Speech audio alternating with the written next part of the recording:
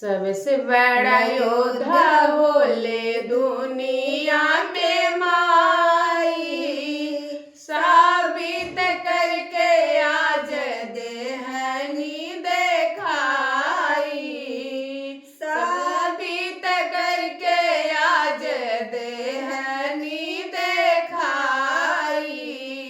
सबसे बड़ा योद्धा होली दुनिया में माई, साबित करके आज देहनी देखाई, साबित करके आज देहनी देखाई।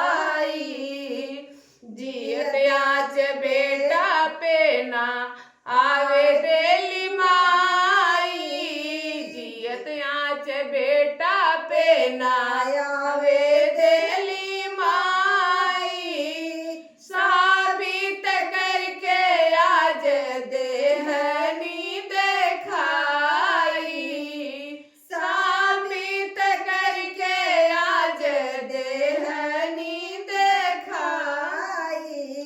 माई से बढ़ के ना कौनो भगवान हो, इनके चरनिया में बाटे चारों धाम हो।